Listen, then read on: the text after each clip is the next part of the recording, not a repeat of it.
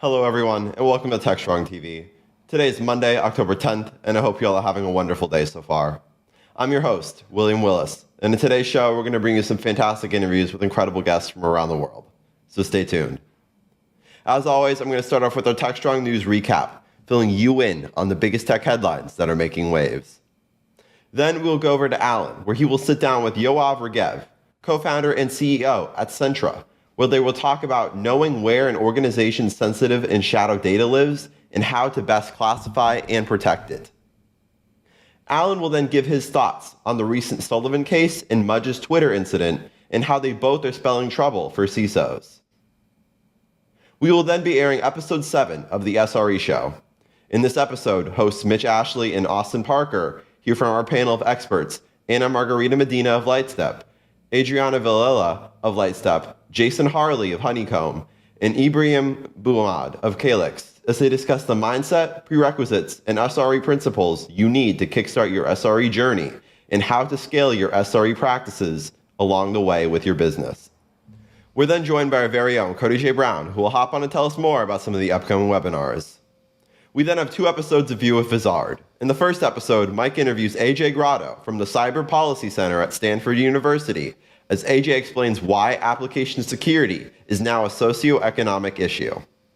Then Mike interviews Dr. Maria Bada, a behavioral scientist for AwareGo, as Maria explains what's required to make cybersecurity training effective.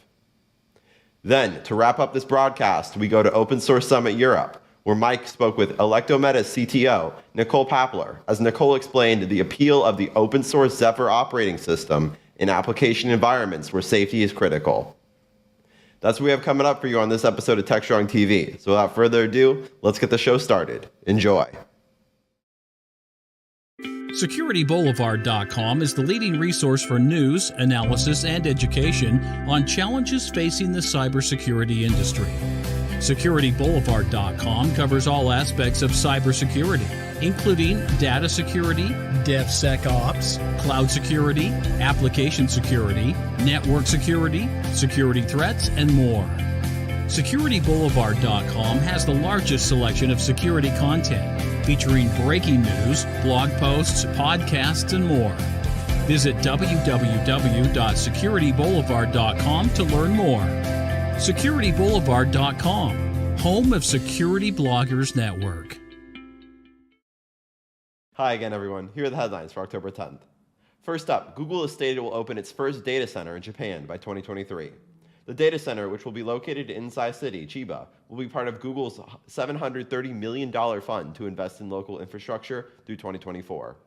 Google has said the new data center will help people with faster and more reliable access to its services, while also supporting economic activity and connecting Japan to the global economy. This will be Google's 3rd data center in Asia, after Taiwan and Singapore. Next, while lots of money is going into the construction of semiconductor chip plants, global demand for memory chips seems to be shrinking, as Samsung recently warned of a 32% hit to its profits. Due to weakening demand for consumer electronics, Samsung's profits for its microprocessing making business suffered. Sales of electronics devices have been hit as inflation has risen, and the companies that normally buy these chips have cut their purchases and plan to use their existing stocks instead. This gloomy forecast is expected to last until early next year, when things start to pick up again. In other news, a Nigerian advertising regulator has sued Meta for publishing unauthorized ads with a $70 million fine. Nigerian advertising law requires regulators to approve ads based on certain criteria, which is heavily examined by advertising practitioners in Nigeria. That means that before any ad is put out, it needs to be vetted and approved. The lawsuit states that Meta has disregarded this. In particular, the lawsuit cites ads directed at the Nigerian market through Facebook and Instagram. Next up, one of the world's largest insurance companies, Munich Re, has stated that it will stop backing new oil and gas fields beginning next April. The company also stated that they will no longer invest in or insure new oil pipelines and power plants, except those already under construction by the end of this year, in parts of their effort to reduce the harmful effect that businesses have on the planet. On Digital CXO, we have an article looking at the future of financial transactions using smart contracts. Smart contracts, which are business rules written as software code and deployed using the blockchain network, could accelerate business transactions with unprecedented efficiency. To learn more about smart contracts, go to digitalcxo.com. On Security Boulevard, we have an article looking at a recent report that attributes two separate cybercriminal gangs from China to the same source. The report found that the tactics and procedures used by both groups strongly resembled each other, and the two groups are now being known as Emperor Dragonfly. To learn more about the report and its implications, go to securityboulevard.com. Finally, on DevOps.com, we have an article looking at how to prevent turnover in DevOps teams. The average software engineer turnover right now is 57.3%, but change-ups can stifle progress and development. This article looks at ways to minimize this turnover in DevOps teams, including reducing context switching, combining engineering and product teams, and not underestimating the importance of flexibility. To learn more, go to DevOps.com. And that's today's Techstrong News Recap. This is Techstrong TV. Hey everyone, welcome to another Techstrong TV segment. I'm happy to tell you about a company that is breaking into the U.S. market. We have their co-founder CEO here. His name is Yoav Regev. Yoav, welcome. Welcome to Techstrong TV. Yoav is with Centra. Great to be here. Welcome. Great to be here. Thank you for having me, especially these days. So my name is Yoav Regev. I'm the CEO of Centra. And I just moved with my family to New York City a few weeks ago. Very exciting for all of us. Really? Oh, good for you. I'm from New York originally. Well, we'll talk offline. I don't want you to give out personal information on here. But welcome to New York. It's still home for I moved out of New York 20 years ago, but it's still home for me when I only feel home when I land back in New York, and I'm happy to hear. So, it's great that you've moved to New York, but if you don't mind, give us a little of your personal history, your background prior to coming to New York. Great to share that. So I spent about 25 years in the Israeli elite technology 8200. I started there in 97 as a developer, and since then did all the way till the head of the cyber department. I entered service about, it was last February, and a little bit after that, we founded Centra. So it was a great journey. Of course, I can't talk a lot about that. By the way, no, I'm sure if you could, we'd all be in trouble, so don't. Exactly. But that's a look. We've had the pleasure and privilege of having many former Unit 8200 folks on our shows over the years. 20 years is a very long time to be at 8200. Yeah, there are a lot of people put in there 4 to 6, maybe 8 years, and then go into private. What made you I'm a serial entrepreneur myself. I've started several companies, venture-backed companies. No one says, I feel like starting a startup and just does it. Everyone, you got to have sort of a burning desire that you're doing something important, that you're doing something worthwhile, that you're willing to put, your blood, sweat, and tears into it. What about Centra made you feel that way? So after the long service, I asked myself, and pretty fast I did it with my friends, my co-founders, what we can do that can let us go big to try to solve a very big problem that are relevant these times. And we understood that what we should do is to deal with data security, because first of all, we really love the data security area. We have a lot of experience and deep knowledge of that. And I really believe that this is a fundamental for for the world, for the next 2 years, because based on data security, we can move fast, even much more faster than we run today. And I talk from the business angle.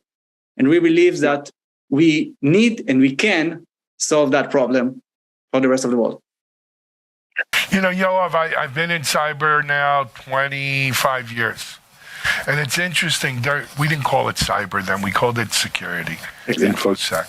But during those 25 years, there was first a very big emphasis on network security. right? The firewall, the router, the IDS, the moat and castle, the perimeter, that whole thing. Exactly. And then with the move to cloud and some of the other things, the focus really became on AppSec. It was all about the application, buffer overflows and so forth, right? And really making sure your application wasn't vulnerable. I think it's only in the last year, maybe 18 months, where it's like someone said, hey, it's all about the data, stupid, right? It's all about the data. The application's important, the network, the perimeter, the cloud, it's all important. But at the end of the day, the data is the crown jewels. It's the guts of it. And so we're starting to see now this whole rise of data security really becoming, transcendent. What exactly does Centra do around this whole data security issue? Couldn't agree more. So Centra is a data security platform, what we call these days a DSPM, emerging category that we couldn't say a few months ago. A DSPM, the data security posture management. This is the layer that deals with the data. So we discover, we classify, we make a risk assessment and analyze your data and let you find your top data risks and remediate it before it becomes an incident. As you just said before, your most valuable asset is the data itself. And we see the trends, like the data trends, data democratization, data movement. Every organization wants to create more data, to share more data. This is the most valuable process to make your business side fast. And when you combine it with the assumption that it's not a matter of if, it's a matter of when your organization will be breached, you have to deal with the data. You have to regain control and protect your data. And this is exactly the meeting point between the data and security. The Centra is coming in and let you to solve that. So with Centra, you can really enable your business even faster, but secure. Got it. So you've moved to New York now, and the company is also entering the U.S. market, correct? Yes, exactly. This is the market. This is the right place to be. Everything is going on here. So beyond you moving to New York, tell us what else is the company doing here in the U.S.? So this day we started to establish the fundamentals of the company here in the U.S. The first part, we have 2 people in the West Coast that's starting to deal with the customer interface. My mission here is to establish the first sales team. And with that, growing and growing. All the go-to-market are going to be here at the end. This is the right place to be. As I said before, the market is here. The most data of the world is here. And we are here to protect it. Got it. What about,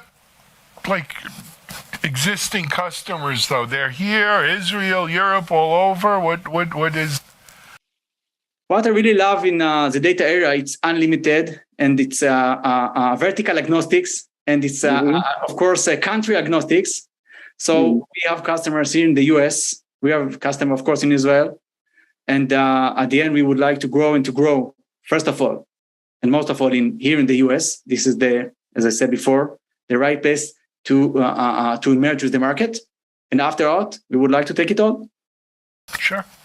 Let me ask you a serious question, Yoav. What do you think is holding back greater adoption for this new category? And let's, for our audience maybe who didn't get it, the initials. Data, security, something platform, right? DSPM, Data Security Posture Management or Data Security Posture Management, right. DSPM. What do you think is... what's the hard part of the sell, if you will, in getting companies to say, I need that, because everyone likes to have, but successful companies are built on must-have. What makes DSPM a must-have? Must-have. So from one hand, it's very easy because it's data. And as I said before, data is the most valuable asset. So in the minute you understand that, it must have a data security platform that help you to run your business. On the other hand, of course, it's a little bit problematic because it's emerging category. People really, they know about the infrastructure, they know about the all perimeter and all that stuff. So the time, in the minutes, they really understand that they should change the paradigm and move to the data or starting with data, is going to be very easy. And we can see it. We feel the market. We see it's getting faster and faster. Most of the security people really understand it. And now it's the right timing to go to the data because the fundamentals of the cloud, the technology, the infrastructure, they did very well, by the way, also from the product, from the security products. And now this is the right time to move to the data itself. Good. Let's talk a little bit about Centra as a product. Is it offered as a SaaS type of offering, or how does a customer sort of engage here? Yes, exactly. So we are a SaaS product, very, very easy to use and very easy onboarding because of the cloud technology and because of the API we have and the technology we have. It's less than a few minutes to connect to your environment. And after that, Centra run behind the scene. By the way, it's very important that no sensitive data leaves the customer environment. Very, very important. Mm-hmm. So we do it agentless, of course. And with our technology, we scan and get a great coverage, 100% of every piece of your data in the cloud, in the infrastructure cloud environment, and give you a full picture about that. So at the end, you can make sure that every piece of your data is in the right position and before an incident. And by the way, it's very, very, very easy to understand the value after you run Centra, because in hours, you get an amazing picture about every piece of your data store, data assets, and so on, and understand every policy violation. We have a very sophisticated policy engine that makes sure your data meets your policy from security, compliance, and privacy. Got it.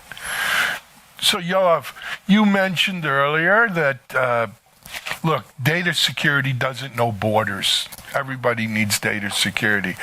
And that it's not really a particular vertical. All verticals need data security. But let's talk about the amount of data, right? Because, I mean, look, today people's data is through the roof, right? The amount of data they store. From the littlest, smallest company to the largest, I mean, the amount of data is just boggles my mind, right? But is there a particular sweet spot for Centra in either the size of the company or how much data or what kind of data that makes it a really powerful solution? If you have a company and you have a data, so Centra is good for you, because it doesn't matter if you're a finance, retailer, e-commerce, whatever it is, data is, you start with data, you end with data, data is everything. So, and by the way, it's funny, a few years ago when you asked about the size of the company, always you asked how many employees they have. This is not true anymore. That's not an accurate guide of anything, right? Exactly. Data is much, much better. So sometimes even when I ask, people I work with, how much data do you have? Do you know how much you have and so on? And they can't tell me. It's funny. It's amazing to see. And even during our conversation, there is much more data in the world. So No, the right answer is no. It's agnostic for almost everything because data is everything. It's everywhere. As you said before, no borders. When we moved from the on-prem to the cloud, and this is when I said before the right timing, because when you move to the cloud, you want to enjoy the cloud technology, the cloud movement. The easiest. It's so easy to create, to share, to move fast. Sometimes you can be a company with 20, 30 people that have much more data than the old 100 years company. Yeah, no doubt. I get it. And you know, I mean, just the amounts of data that we store, right? I think at some point, companies are going to stratify their data into, you know, and depending how important that data is, will be how quick it could be retrieved, how tightly it's compressed, how maybe even how much security is applied to it. Because I think kind of a thing that's coming in this market is that not all data is equal. Exactly. Right. Very good point that I didn't talk before. At the end, you have to prioritize. You have to understand because data is not the same. And there is a huge difference between sensitive and critical data and let's call it regular data. Right. And part of our process, by the way, is when I said before classify, it's to understand the data and let you understand what is most sensitive and critical. And it's amazing to see that many companies even don't know what they have, where they have it, and with whom they share it and access and so on. And in the minute you can prioritize and understand that, you can really take an action. Because before that, people, they ask themselves, what can I do? They lost control. And we are here to regain the control. And specifically, start with the sensitive and critical data. Exactly as you just said. Very good point. Yeah. Excellent. Yoav, you know what we didn't tell people? If they want to get more information about Sentra and look into it, where do they go? Sorry, again? The webs. If people want to find out more about Sentra, yeah. we're on the web. Of course. So Sentra.io, this is the right place to start with. Of course, you can find me in LinkedIn and all the rest of the guys from Sentra. But yeah, let us know through our website, and we're more than happy to connect, to show a very, very quick, easy POC. And from that point, we can go on and move faster. Got it. Yoav, welcome to New York. Welcome to the U.S. Best of luck with Sentra. Come back on and keep us posted of what's going on, okay? Sure, I'll be more than happy to be here whenever I can. All righty. Go check out Sentra. That's Sentra.io. Sentra.io. A new data, platform manager, data security platform management, DSPM, right? Exactly. All right, I got it. You are part of a little bit. You are part of the emerging category. All righty. Sentra, check them out. We're going to take a break here on Techstrong. We'll be back in a minute.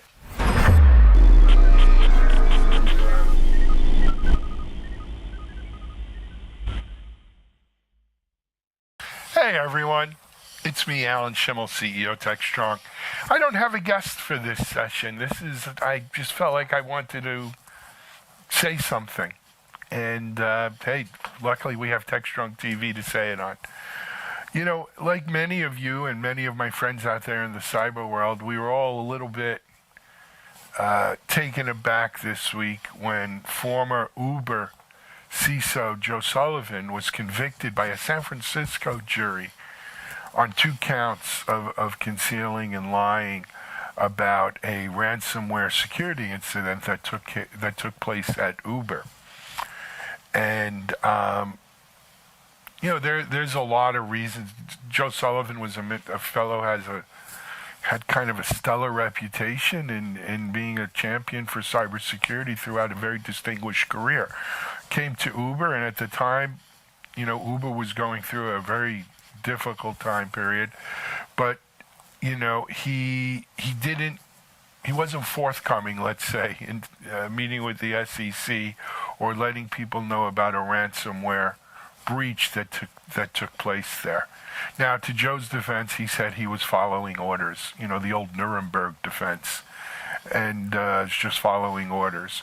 But like in Nuremberg, here as well, just following orders and saying, oh, well, I did it to save my job, doesn't absolve you, evidently, from criminal responsibility. You have an obligation to tell the truth. You have an obligation to alert the authorities, especially when specifically questioned.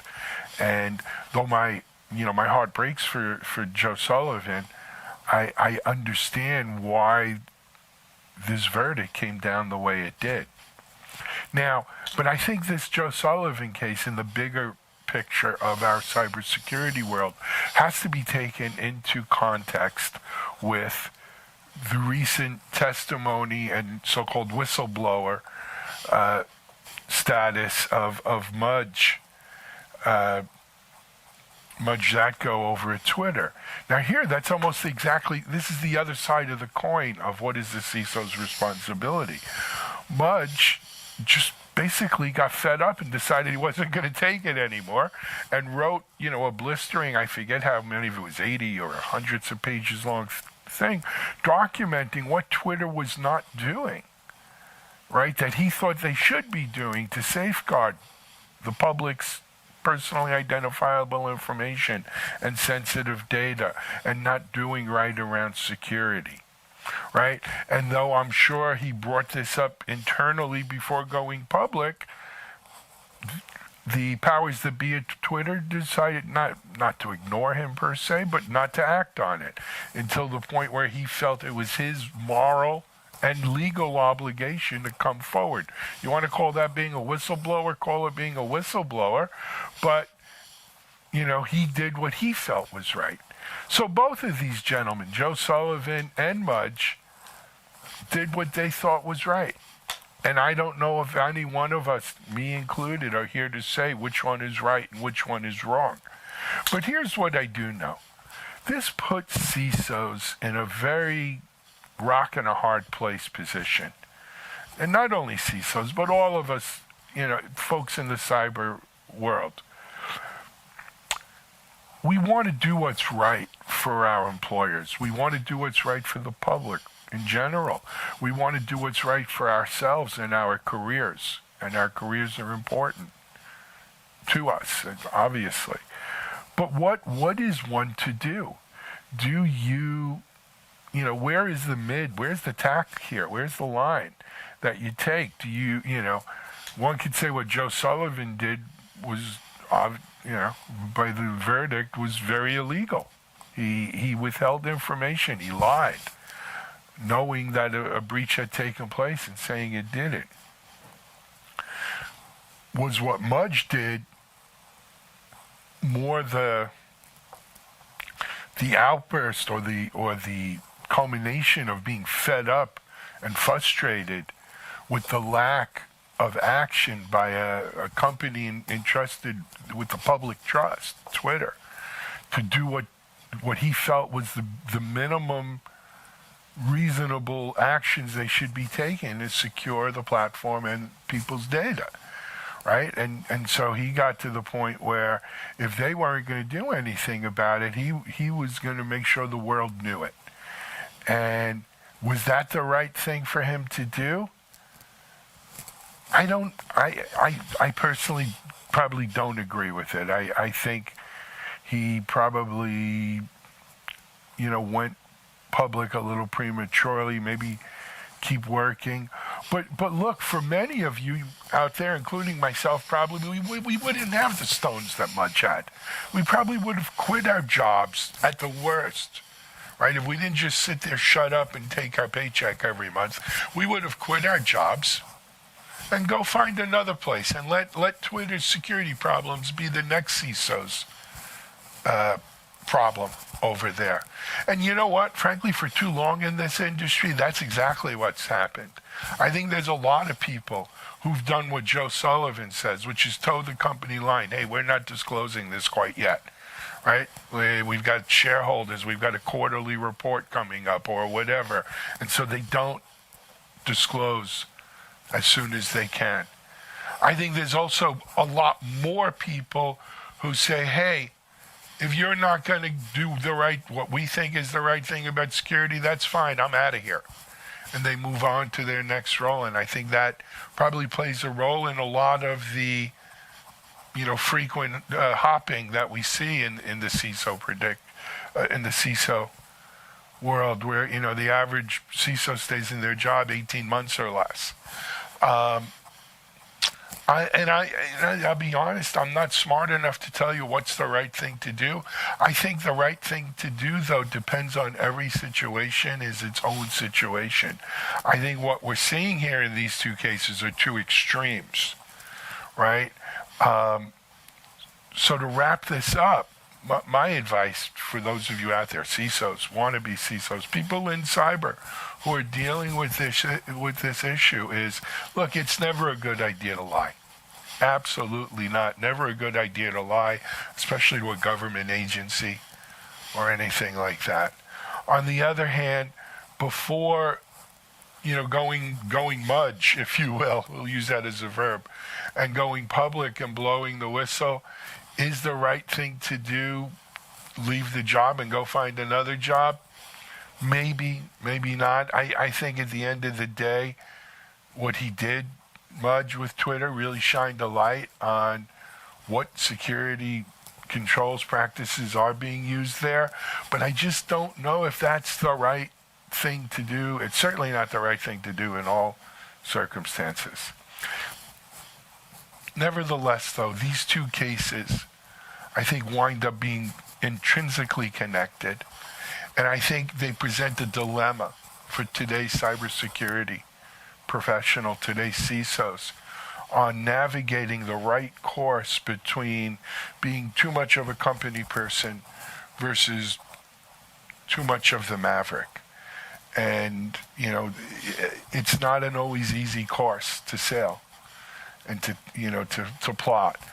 And I think there'll be a lot of other CISOs who have a very hard time plotting that course. But these are certainly two examples that have brought home really how hard it is to be a CISO, to be the person responsible for cybersecurity at large companies who have a lot of, very sensitive data.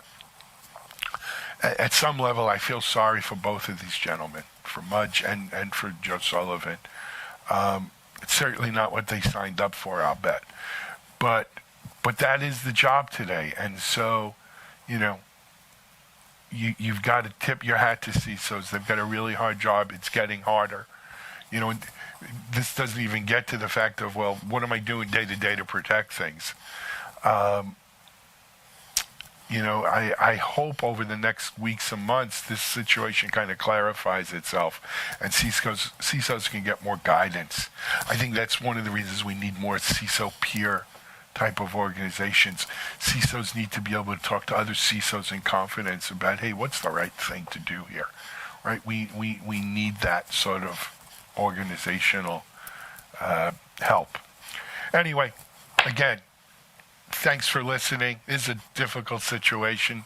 We'll be watching it as it further develops. CISO Talk, to hear how real-world CISOs are dealing with today's real-world issues. From enabling secure remote workers to accelerating secure cloud adoption, defending against a pandemic of security attacks and beyond. CISO Talk covers the cyber topics you want to learn about. With your hosts, Unisys CISO Matt Newfield and Media Ops CEO Alan Schimmel, featuring a revolving panel of CISO cyber experts. This is where CISOs talk. Join us on digitalanarchist.com and Techstrong TV.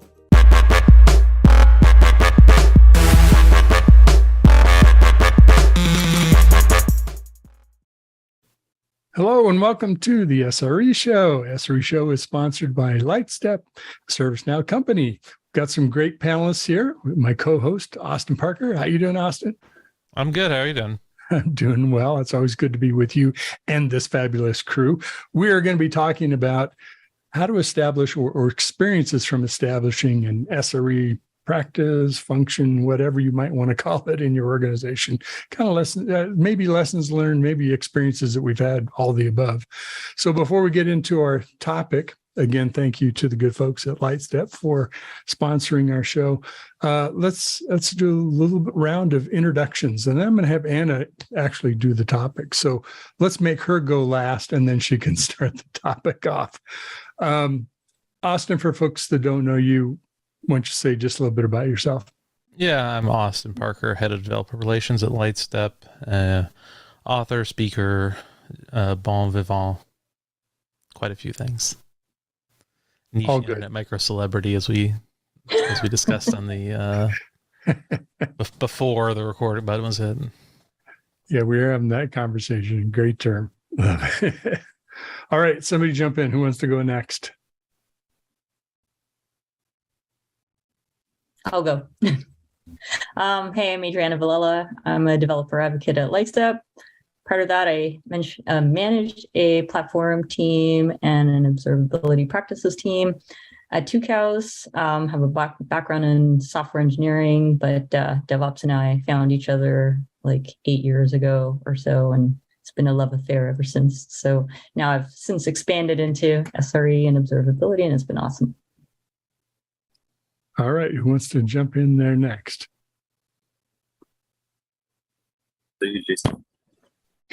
I'm Jason Harley. I am currently a senior software developer at Honeycomb. Prior to doing that, I have done a variety of jobs in tech, but multiple tours in operations or site reliability engineering or DevOps in a leadership and an IC capacity. Excited to be here today. Fantastic. Great to have all of you. Ibrahim? Yeah, I'm Ibrahim. Maybe I'll say this. I just finished my term with True Cows, and I'm moving to a new journey, starting in 1 hour. By starting. So after this, I'll be signing in the laptop and doing the email and stuff. So And that's what I call being in between jobs. Yeah, literally. Yeah. Well, good. Thanks for having the time to fit this in between jobs. That was a pretty short stint. That's actually like a pretty kick-ass way to start your first day. It's like you walk into onboarding. It's like, what have you been up to? It's like, oh, I was just guest speaking somewhere. Like you hire someone that knows what they're doing. Not bad. Yeah, it is. Talk about making an impression, right? Anna, if you would go, and then you can kick off our topic. My name's Ana Margarita Medina. I'm a staff developer advocate at Lightstep. Prior to joining Lightstep, I did developer advocacy at Gremlin, where I help companies like do chaos engineering, and that meant like help them embark in their SRE journey sometimes.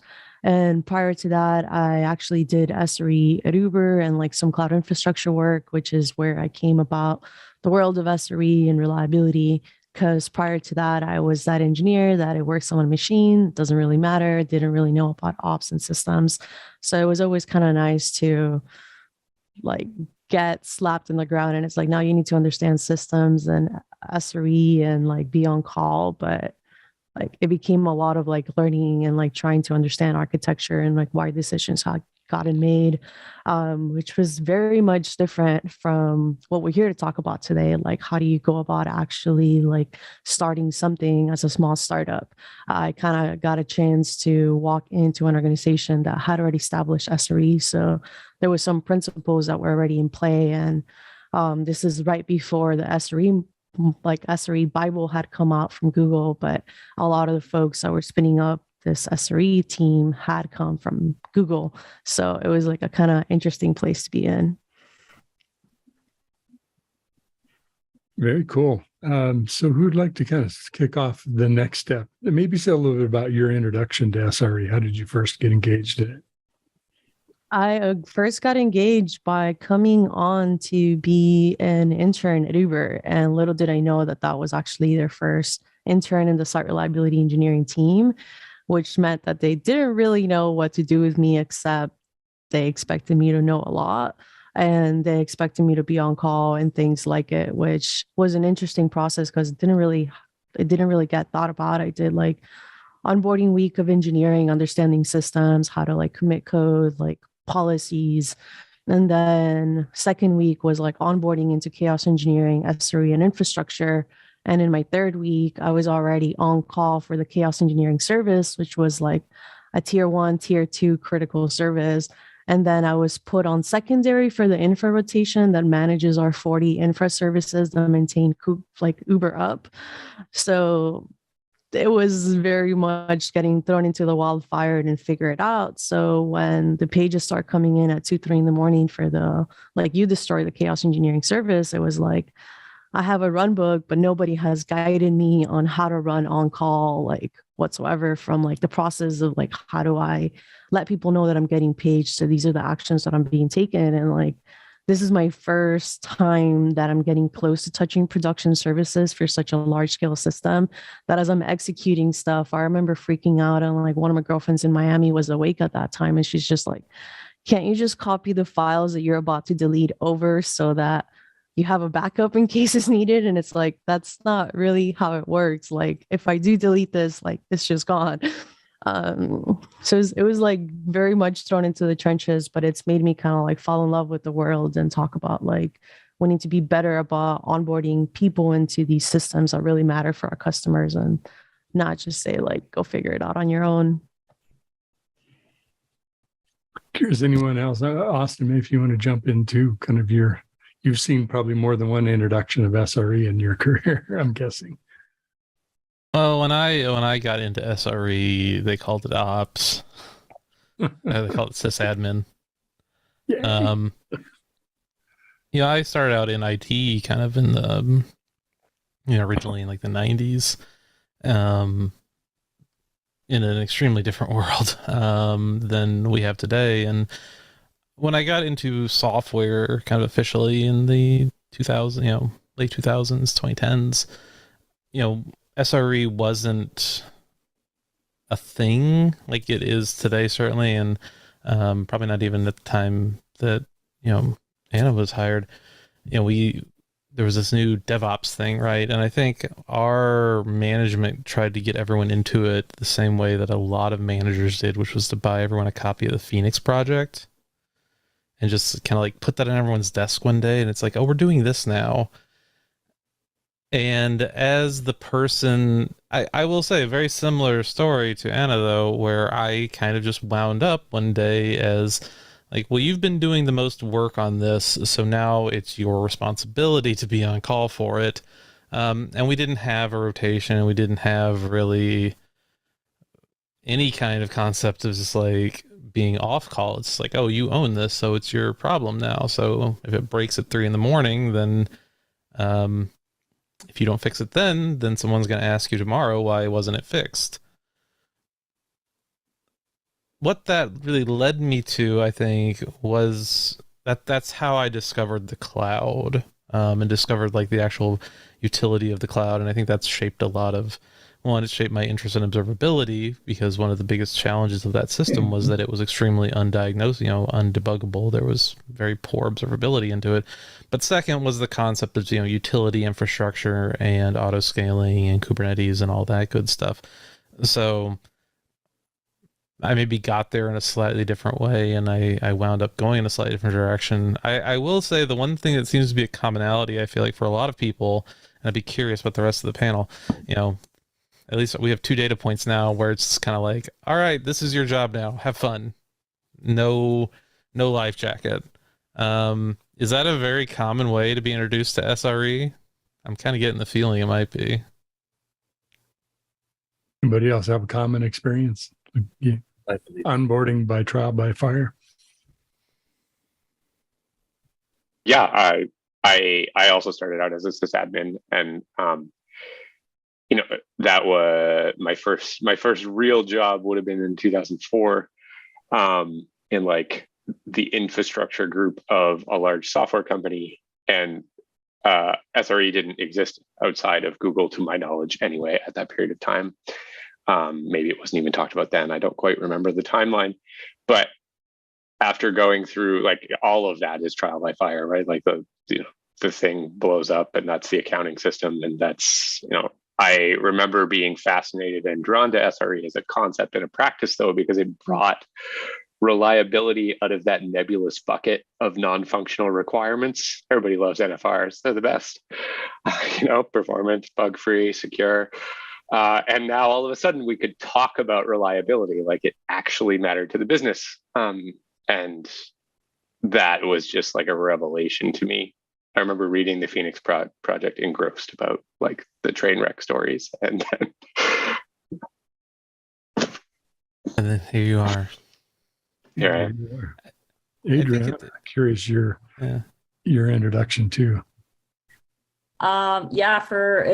It's funny you mentioned the Phoenix Project, and I remember the first time I read it, I'm like, how do you know my life? It was like, you kind of revel in the train wreck. I did like that book. I know this is not turning into Phoenix Project review, but the one thing I didn't like about the book is that everything was like in a little bow at the end, and everything's like la la la, all the problems we fixed. But I feel like real life is a lot messier than that.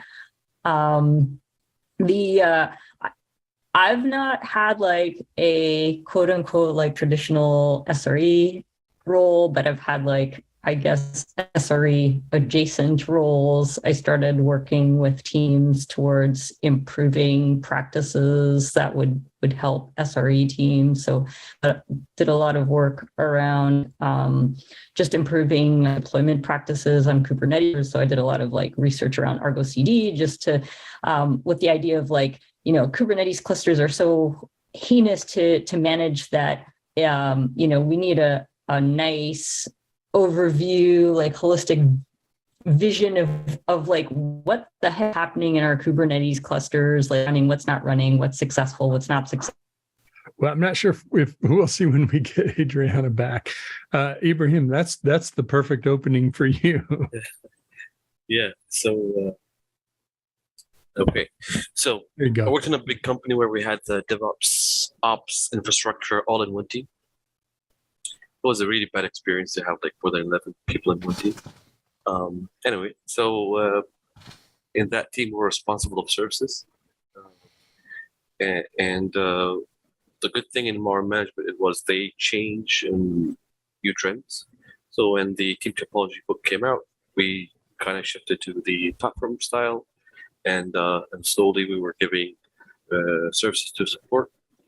And then from that came more SRE roles of keeping up this production app up and everything is okay. And then I transitioned to another company where it's totally SRE.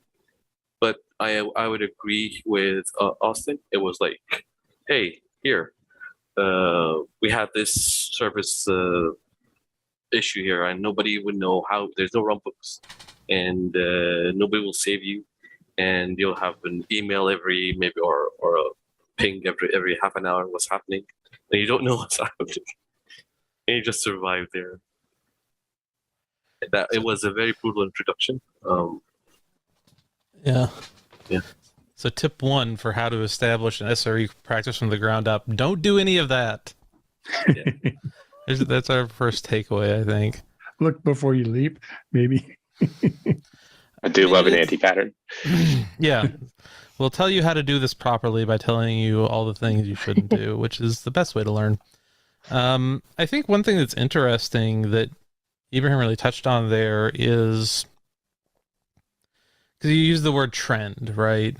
And I remember this very distinct memory actually of going and visiting a client of my last company, and they were having a lot of implementation problems, and they were wanting to learn from me, like, well, how do you all run your software, right? And because I was responsible for, this fairly massive, fairly large deployment, like 30 unique environments, with a bunch of different configurations. It was a platform as a service. And so we had to run a lot of it as sort of integration environments. And we got shipped down to King of Prussia to meet with these folks and kind of share, like, well, this is what we do in terms of how to actually operationalize the how to run this. and there was a lunch that we had. I can't remember. I don't remember where, but it was an okay restaurant in a strip mall. But I remember what one of the topic of conversation. Someone was like, "Have you heard about this SRE book?" And it was pretty new, I think, at that point, and it got people talking about like, well, this isn't what we're doing at all, right? Because there was, and that's one thing that kept coming up in a lot of these conversations I would have, and I think in a lot of people's, even today, like sort of their lived experience, is that people, SRE gets rebranded, right? Or system administration keeps getting rebrands. It keeps getting new coats of paint based on whatever the trends of the day are. So you'll go from, now the sysadmins are DevOps people, and what do? Well, they go and click on things in AWS console, and now those people are SREs, and they're going and clicking on things in the AWS console, or they're writing, a couple scripts here and there. And one thing that I think is maybe an important detail, if you are thinking about starting an SRE practice, is how do you actually define SRE, right? Like, what is the portfolio that SRE has that distinguishes it from just a software engineer? Because if you are a startup, if you are a small company, quite a few things that you would normally, you might be called upon to do as an SRE aren't necessarily problems that you're going to have right now. And if you bring in someone that is, used to this kind of trendy version of SRE where it's just another coat of paint on administration, they might not have the right skill set for you. Or they're going to try to introduce a lot of overhead that maybe isn't really super necessary when you're, a 10-person startup, for example. So, question for the group. Is SRE something that you should try to hire for? Is this something you should have someone come in and build as like a thing? Or is this something that you should kind of have your engineers figure out, like, well, what do we actually need? What are the things that we care about in terms of site reliability and in terms of a practice around it? And then either kind of having people shift roles into that, or finding, maybe external candidates who can come in and map to that vision of SRE. I think a big part of that depends on the goals and the struggles with the business at that moment, right? Like, we're a 10-person startup and we are interested in SRE. And if we're at like this crossroads of, is this like a full-time role? Like, we're going to hire a specialist, or can we as an organization sort of start to adopt these practices? If I was in like an influencing position at that company, I think I would push for the group of 10 to start to think about reliability as like a function, like going back to, it's a non-functional requirement, but it's pretty damn important. Like, your stuff working is what your customers want. Mm-hmm. So like, and peeling that, one more time, what's even prompted this conversation? Like, are your deploys bad? Are you shipping features that are absolute bloodbaths when people go to use them? Like, what is the forcing function of this conversation? And I know I'm asking more questions, but I think that context really, really matters, because every company's, God, I hate the word journey, but I'm saying it anyway. Every company's journey is going to be a little bit different, because the context of how you're running and what you built it with and what your customers are and what your business goals are ultimately going to influence that, right? So, but from what I have seen, 10 people starting to think about reliability as like a business function, and how that can be measured, I think will do a small startup far more justice than hiring a specialist at that point.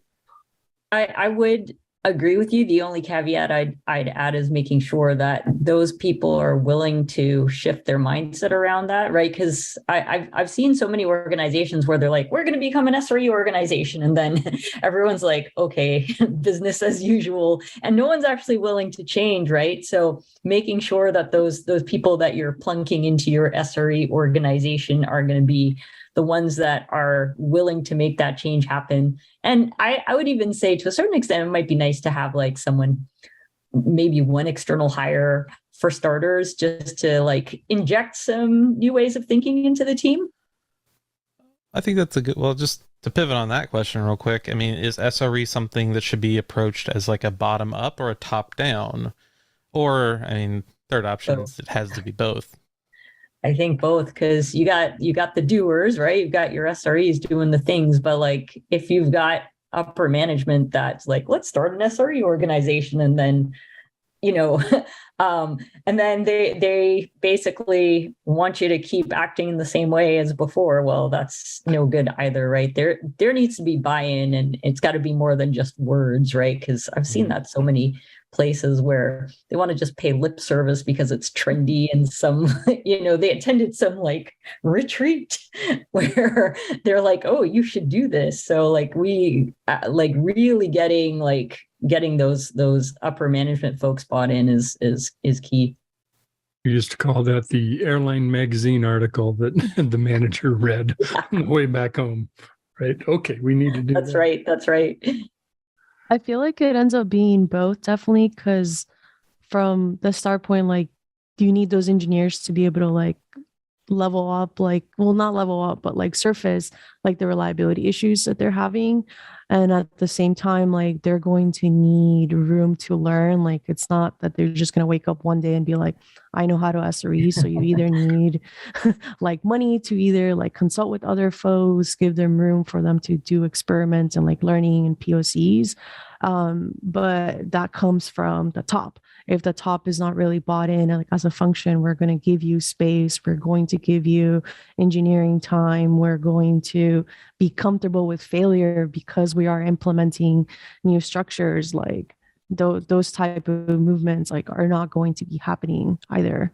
So it does fall into like it depends, but it kind of does come into if you have your upper leadership saying we're buying SRE, like you just start throwing money at vendors that work in this space, but no one's really like, oh, these were the issues we were having, and this is like how we go about using the tooling that we have. And at the same time, you can be uncovering all these issues, and if your upper leadership does not care or doesn't hear from the customer the pain points, they're not really going to take action on it, which I think actually ends up being like an interesting space to be in, as I've worked at like SaaS vendors in reliability space, because you end up realizing that the engineers don't really know how to even like talk about the issues that they're seeing within their infrastructure. Like they can feel the burnout.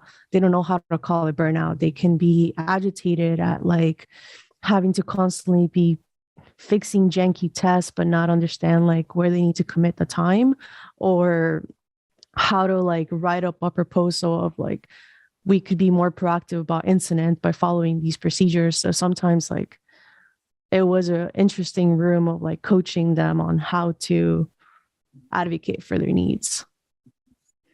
I think on that point, that's an interesting question. Like, is there actually a sweet spot really to kind of make that flip from you have a team that's following SRE practices or that's thinking in a reliability mindset, and then transitioning to like, well, now we have a defined role and team for site reliability?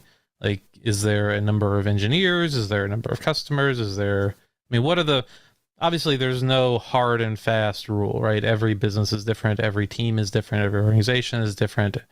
But what would we say are the characteristics of, what are the signals of like, okay, you have a reliability mindset and that's great, but now you need to think about resourcing and staffing this appropriately? Ibrahim, I would love for you to jump in. Yeah, I really think, in my opinion, the way software operates or the way people sell software, it matters on how you do SRE. For example, subscription model companies are different than companies who have contracts with big names only, because that will dictate how you fix things.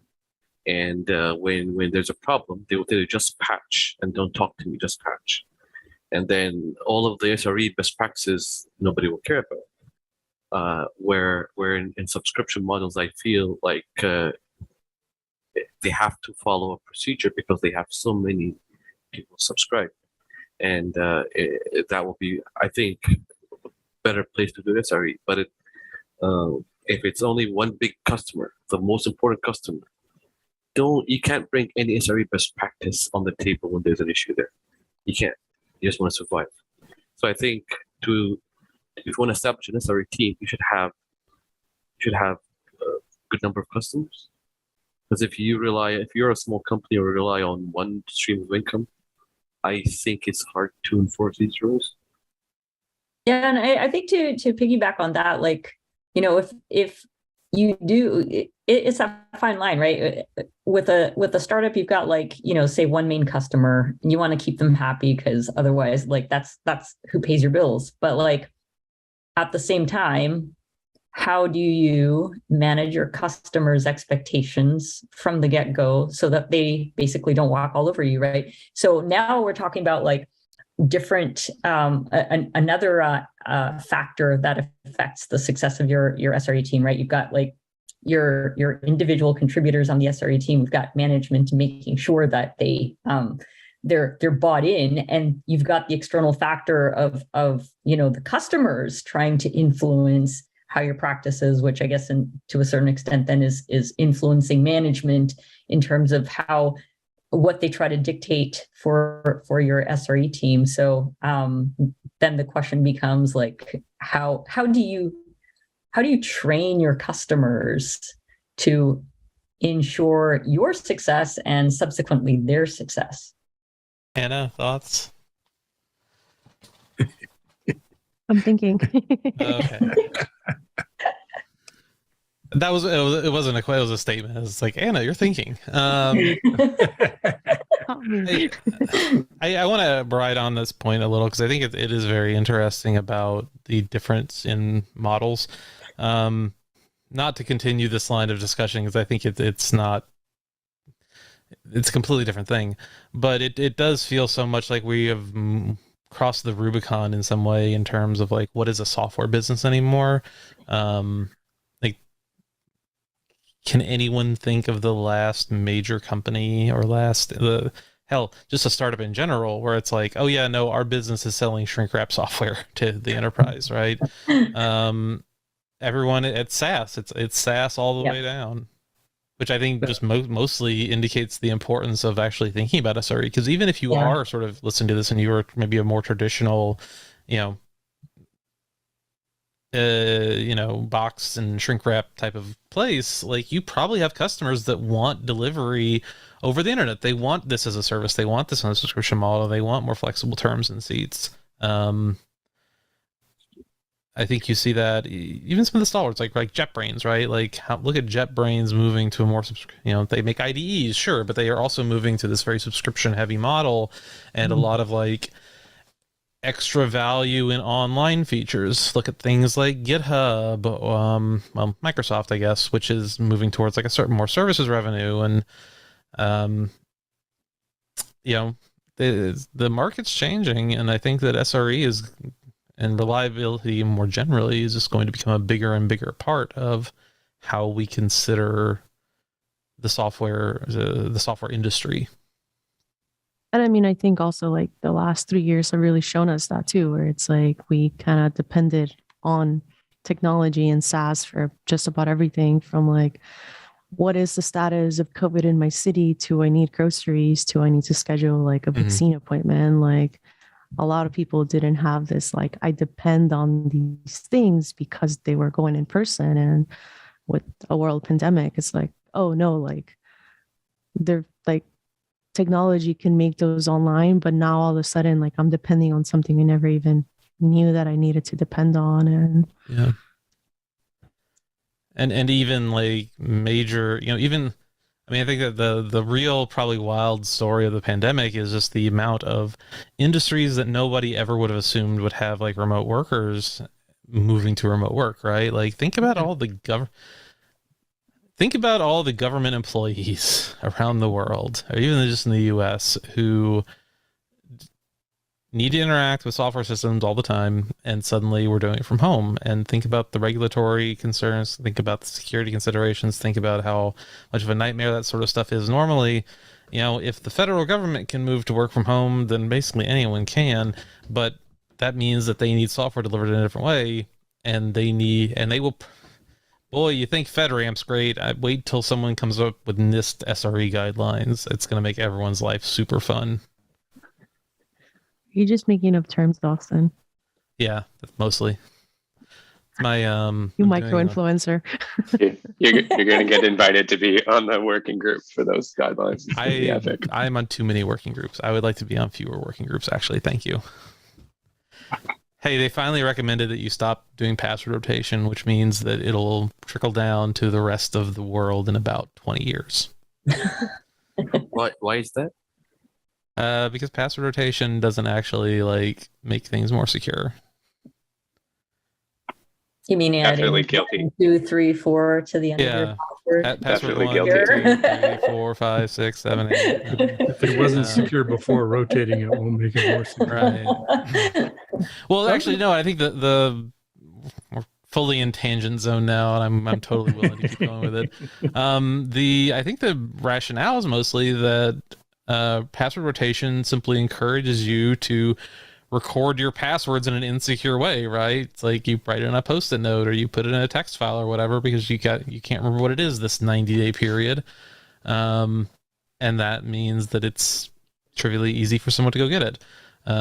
Although, as we've seen recently, you can put all the recommendations in the world for security and safety and everything else, and someone will still put a root password and plain text in a file, and then your entire network will get owned by teenagers. Yeah, there's a thread through some of the conversation that I think came up earlier. We have about 10 minutes left. I think it'd be great to talk about when you step into a situation. It's not just, I want to have an SRE group, right? Like I now have one and look at my shiny new SRE group. There's usually there's a why. Why are we doing this? There's a purpose. There's a set of problems that we're having. The builds are not going well. We're introducing too many bugs into production. We have performance issues. We have whatever. It seems like, isn't that one of the first questions you want to ask is like, okay, what's important here? What's not working? And what's the most important thing to solve? Is that a good question to start with? It's a good question to start your day with in general, yes. Agreed. For any job, right? For anything. I also think because people get so fired up with these ideas, they tend to try and do it all at once as well, which that is like the most common sense thing to say in the world, yet it seems to happen all the time. I mean, to wear my observability cap for a second, quite literally. I mean, and obviously I'm biased here because it's a passion of mine, but I do think that one thing, it's important if you are looking at this, is to pull out sort of the through lines, right? Because most of the time in most organizations, the biggest problems all do have some commonality, right? And quite often what I personally see is that it's an observability problem or a lack thereof, right? Or at very least, it's very difficult to quantify any other problem you have without observability. So one thing to consider when you are saying like, well, we need SRE, is asking yourself if you need SRE or if you just if you think you need SRE because you literally have no idea what's going on without it. I think that to me is the real benefit of an SRE or someone who's sort of there to ride herd on the rest of the team and be like, well, actually, no, we aren't going to just like FTP files to prod, and we're not just going to like randomly kubectl apply, crap from our desktop or our laptop. We're going to do a process, and I'm going to tell you what that process is and make sure you follow it, because you obviously can't be trusted to do that yourself. I think it's just admitting that like technology has gotten complex over the last 20 years, and we just cannot keep on doing things like maintaining our systems the way that we used to. So we have to find a way to, bring the order to the chaos. It was cute before to be able to FTP into some log files, but like that's just not going to cut it anymore. Like it's just too complex. I would actually challenge that point, though. I don't think it was ever cute. I think people just did it because it made them feel smart. Fair enough. I loved it. Don't get me wrong. I had like dual 21-inch CRT monitors, and the green matrix Dang. theme, and yeah. CRT, wow. Cranking Winamp. Yeah, you know, like you could press the Goss and your hair moved. Yeah. That was good stuff. But people do that stuff because they have to, and unfortunately they then think that to do it, they have to do it that way, right? Like it's this awkward dance. And like, I think when stuff like pipelines and like, policy gates, whether it's open policy or something else, like those should be empowering for teams if you've done them right. And if people are trying to sidestep them, that is strong signal that you have done the wrong thing for your organization. It doesn't matter that it worked somewhere else. Like at this group right now, that has caused friction, and it's the equivalent of the sticky note on the monitor, to go back to like mandatory password change policies, I think. Oh, it does go back to that. Like business needs are going to be different for every single business, whether they're like selling shrink wrap or they're selling SaaS vendor, subscriptions, where it's like those gates are going to be very much different needs of the business. And it all goes back to that question of like, when you're starting an SRE practice, like what is it that you're trying to achieve? Like, is it for the customers? Is it the business goals? Is it because you literally can't write code without breaking production? And to add to that, don't implement the Google way of doing things because that's what you think you should be doing. The book was written by Google for Google, not for you startup land, right? Yeah, exactly. It's like everything. There's like good little nuggets, and obviously take the stuff that works for you. But I think the common theme here has been like, do what works for you. Not everyone's running at the scale that Google is, of course. Yeah, exactly. And I think that needs to get highlighted in the book sometimes. Yeah, totally. Not every startup has written a global distributed log service. No. One of the best chapters of the book. If you haven't written 2 globally distributed log services before breakfast, then what are you even doing? You're clearly not on the SRE. You're clearly not on that grind set. I'm upgrading Kubernetes versions probably. That sounds fun. Sounds lovely. I mean, hey, at least you're doing it on GKE and not something that isn't GKE, right? No comment. No comment. I spent a lot of time this weekend playing around with Kubernetes, and it's amazing to me. It's like, actually, not to derail again, but I think it is fascinating to me how concomitant like SRE as a defined job role has been with Kubernetes. Because I remember when Kubernetes was brand new, and I remember seeing like version 0 of like Kelsey's Kubernetes the hard way and going through it and being like, wow, this really sucks. And we had built a Kubernetes installer that I can't remember the name of. I have to go look it up in GitHub. But we built this Kubernetes installer that kind of was meant for like installing Kubernetes onto, dedicated hardware or into like virtual machines or whatever. This is pre-GKE, pre-everything.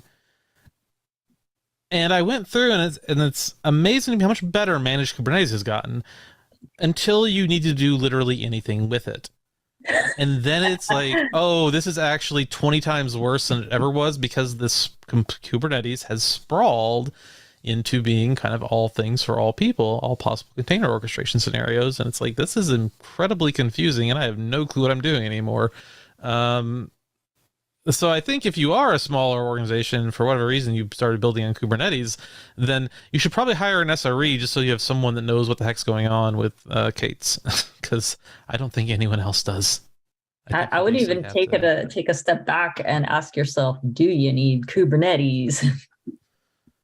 Yeah, I think there's two minds of it, right? Like this is an interesting, fun conversation for you, everyone. If you meet up in person at some point, find your biggest competitor, or find a colleague at a company that isn't yours, and compare and contrast the engineering decisions that started and where they've led. Because I think you actually see really interesting distinctions between groups of like, this is the people that started building on kind of this is people that started like monolith, scale it up until it breaks, and then rebuild the world. Then you have the people that were like very, very attached to a particular cloud. Then you have people that kind of attach themselves to different sort of orchestration systems and other fabric technologies, foundational technologies. It's very interesting to kind of trace that history with people and just in conversation and see like where, like, what broke for you that also broke for them, but also what did you avoid that they didn't? And to bring it to the topic of SRE, I think that's actually a really good practice for everyone that's in software reliability or just like that's curious about how to build software. Like talk to people that aren't you. Like take the opportunity to learn from other people about their, like, what went well for them, what didn't go well for them. Like share more. We should all be a lot more. We should be friends more. I think that's great advice. We are out of time. Yeah, Anna, you kicked off the topic. I'd love for you to kind of wrap it up with your parting thoughts, either from the conversation or if there's something you wanted to add that we hadn't gotten to. I think for me, when you're starting to consider like how to start your SRE organization, like don't just run because you are trying to reach for those reliability nines. Really try to understand the pain points of your organization and understand what your customers are needing. Like, what is it that they're missing out on your experience? Like, really sit down and interview them and try to make that customer obsession translate into an experience that they're going to like. Fantastic. Austin, any parting thoughts before we wrap up? I think this was a great discussion. I'm really excited to see what everyone out there on the internet thinks. Be sure to drop us a comment or like argue with me about how we should actually all be enemies or something. I don't know. But I think this is a good discussion, and I think that it's these kind of discussions that help advance the industry. So in a way, this was fulfilling what you described, sharing our experiences and our knowledge. Exactly. Right? Also, yeah, and to go back and to really bring it full circle, please don't just throw your SREs or DevOps people into service ownership with no life vest and no run book and no nothing. Because boy, that seems like a really common occurrence and doesn't feel very good. Kind of sucks. All right, with that, we'll wrap things up. By the way, Jason, I think they called in the Phoenix project, Brent was the person who was the rock star that was FTPing into production, right? If I recall. So, all right, thank you everybody for joining us. Austin, it's always great to co-host.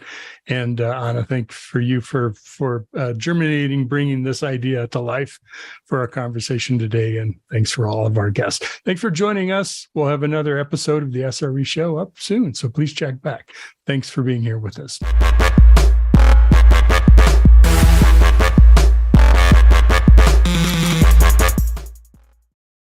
Looking for a live conference focused on the tools, technologies, and practices most important to your business? Innotech conferences are live one-day business and technology conferences highlighting the latest in trends for IT leaders, developers, and IT professionals. Each event combines education, innovation, peer-to-peer networking, and the latest technology and business solutions for a diverse IT-focused audience. Innotech conferences occur throughout the year in strategic regional locations, bringing together technology professionals from various industries to learn about the solutions, practices, and tools impacting their day-to-day work and gain insight into what's to come. Presenters at Innotech conferences are selected and curated to ensure each session provides the most up-to-date and relevant information without any hype. Whether you're interested in digital transformation, cybersecurity, cloud, IT leadership, or DevOps, Innotech conferences deliver. 2022 events are scheduled to be held in Austin, Dallas, Oklahoma City, Houston, and Washington, D.C. Innotech conferences are produced by Techstrong Live and powered by Techstrong Group.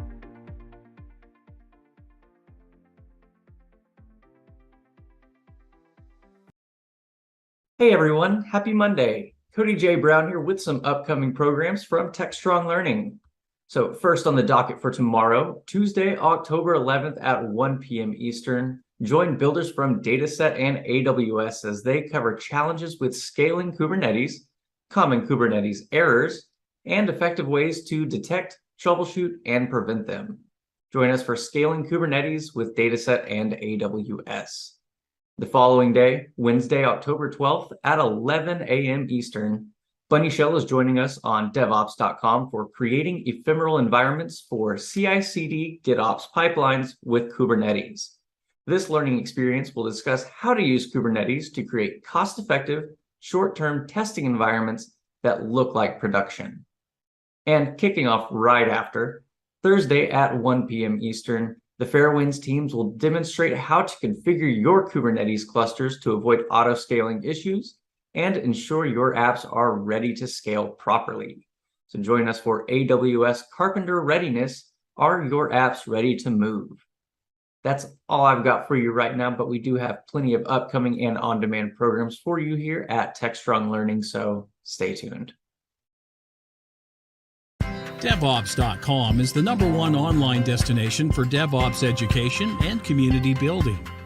DevOps.com covers all aspects of DevOps, including DevOps best practices and tools, DevOps culture, DevSecOps, business impact, continuous testing, continuous delivery, and more. DevOps.com has the largest collection of original DevOps content, featuring breaking news, blog posts, podcasts, and more. Visit www.devops.com to learn more. DevOps.com, where the world meets DevOps. This is Techstrong TV. Hey guys, thanks for the throw. We're here with AJ Grotto, who is with the Cyber Policy Center from Stanford, and we're going to be talking about exactly what is the impact that all these new requirements from the federal government are going to have on software providers, and maybe what that means for larger enterprises. Hey AJ, welcome to the show. It's good to be here. Thanks for having me. So the good news is the government's a lot more interested in this whole software development process. They are starting to put these regulations together. They've been in various forms in effect for a year, and CISA is throwing out more awareness from folks about issues related to application security. But when we take a giant step back, what's your sense of the ultimate impact this is going to be on the providers of software? What do they need to be thinking about, and what needs to change? Well, obviously the goal of these measures is to require federal agencies to demand more secure products from their vendors. And for a long time now, the broader sort of enterprise ecosystem has not demanded security the way that I think many of us in the policy community would prefer. It's been kind of a long slog over the past, say, 15, 20 years of incident after incident demonstrating real problems with many of the dominant software out there. The government historically has had a real challenge with IT. It is a difficult customer for vendors. It's hard for the government to adopt new technology, keep technology fresh, and this series of efforts that the Biden administration has pursued really goes back to the Obama administration, and so across the Trump administration and into this administration to get the government to demand better security as part of sort of a broader call it a refresh of IT procurement. Do you think, therefore, that the software supply chains and the processes that we use to develop software are, for all intents and purposes, fundamentally broken, and we're going to ask people to go back and kind of revisit that whole thing end to end? Well, I can only look at the artifacts, the outputs of that process, which aren't great, on the one hand, vulnerabilities are going to happen in software. That's just the nature of the beast when you have complex systems. vulnerability. We're never going to get rid of vulnerabilities entirely. That said, if you just look at the ecosystem of software out there, there are some systems that are evidently more secure than others, whether that's because they, fewer vulnerabilities emerge, whether that's because the systems themselves are easier for users to configure. I mean, usability is really a key part of security that doesn't get as much attention as sort of the focus on vulnerabilities and whatnot. The fact that some do better than others suggests to me that there is room for improvement, that there is an opportunity to raise the tide for all boats, which I think is a real top goal for these actions we've seen coming out of the administration. A lot of the focus seems to be on software bill of materials, otherwise known as the list of ingredients that are included in the software. And that's wonderful, I guess. But to what degree is that going to be useful, do you think? Are we going to see systems put in place where organizations are going to red light, green light applications that they're going to consume based on what's in those SBOMs? Is that where we're headed? Possibly, yeah. And the other, so there's this classic a study in economics from the early 1970s by George Akerlof, who would later win the Nobel Prize in economics for this line of work, where the article involved a market for lemons. And at its base, the idea behind the article is that if you have a market where consumers have a hard time differentiating product quality, poor quality products end up flooding that market because consumers aren't willing to pay a premium for quality if they can't tell which products have more quality than others. If consumers aren't willing to pay a premium for quality, then vendors are unwilling to invest the additional resources it takes to produce quality products. And so you end up with a market flooded with what he called lemons. One could argue that the software market is very much has a lot of the characteristics of a market for lemons, where the quality feature is security. If consumers can't tell which products are more secure than others, then their ability to choose a more secure product is obviously limited. And so the software bill of materials is, I think, really aimed at trying to solve for that problem. It's to make that's a major rationale for it.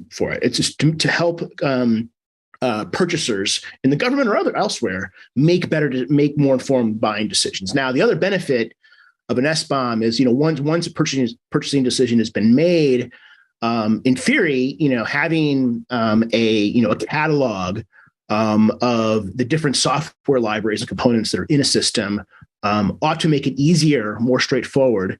I didn't say easier for organizations to understand when a vulnerability emerges, whether their system is affected by that vulnerability, so that they can make risk-informed decisions about whether and hopefully when to patch that system. There are a lot of bills now floating around Congress that seem to be extensions of this activity that might be more broadly applied. We're starting to see the U.S. Department of Commerce, or the Chamber of Commerce, that's it, the folks who are on the business side, along with all kinds of agencies kind of starting to lobby against some of those regulations because they're basically saying it's overly intrusive and it will slow things down. I think it was Ronald Reagan who once said the 9 most dangerous words in the English language are something to the effect of, hello, I'm here from the government and I'm here to help. So how do we kind of get to something that's reasonable for everybody concerned to maybe not have a market full of lemons, but not slow things down to the point where the rate at which innovation occurs starts to choke?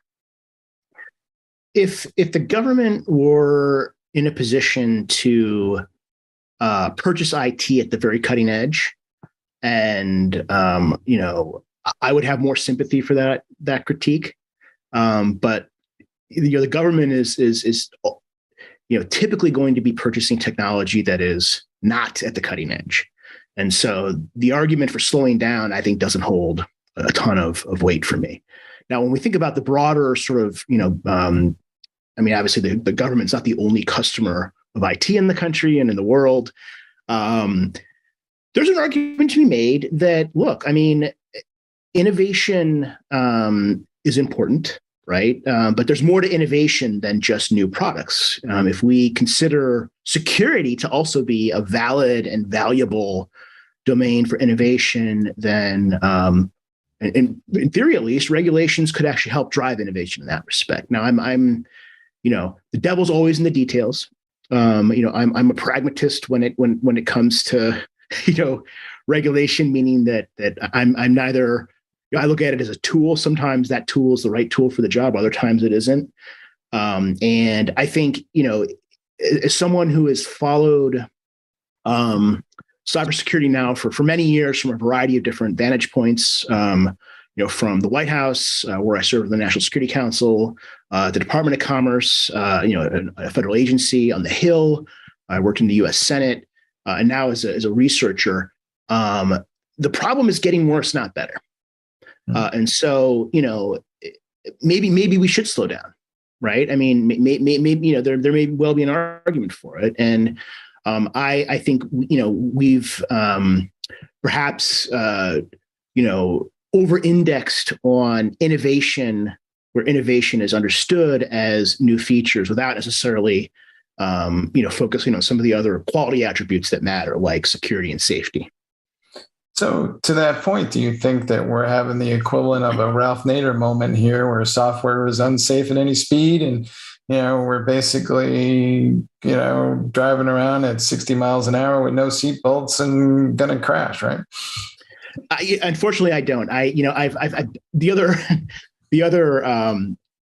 sort of occupational hazard of having spent, a long time in this field is every couple of years, there's an incident where sort of the punditocracy says, oh, this is it, right? This is the moment. This is the wake up call. And, really nothing really changes, at least in terms of a paradigm shift along the lines of what Nader's, book in the 1960s did, which was to essentially spur Congress to create the National Highway Traffic Safety Administration, NHTSA.